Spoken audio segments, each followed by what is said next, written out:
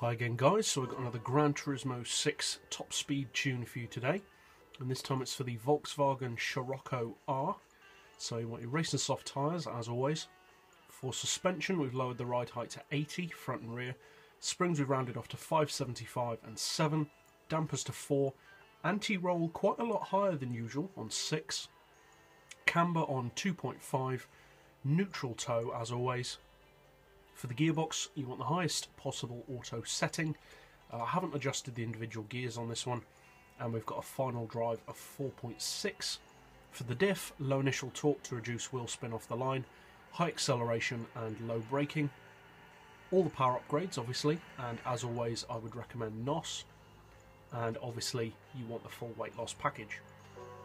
Traction control is of course turned off as usual. And so the reason why we have so much or such stiff anti-roll bars on this particular model, as well as a higher camber than usual, is because with some front-wheel drive cars on this game for top speed, they do have a tendency to kind of weave all over the road at high speed, and this car does do that. Now it still does that with the current settings a little, but it's nothing that's undrivable. It does pretty much solve most of that issue.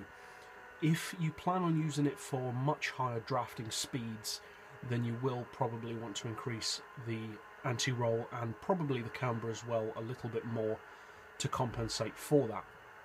But this is a pretty quick car on its own. I've never really understood why Volkswagen chose to make this model a front-wheel drive car.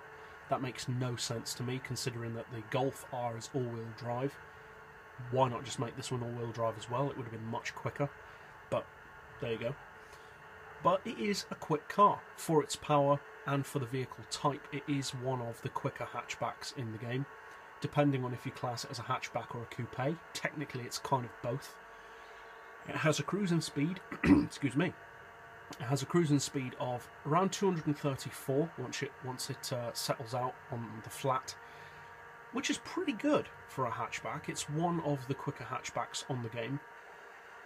As you can see, fairly close to the red line. You've got around 1000 RPM of draft potential, so you should be able to quite easily get this up around the 250 region with draft.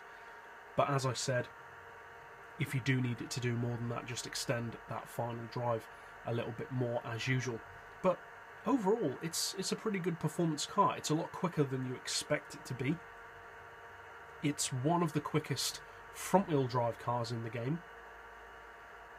I'm actually thinking, is it the quickest? I don't think it is.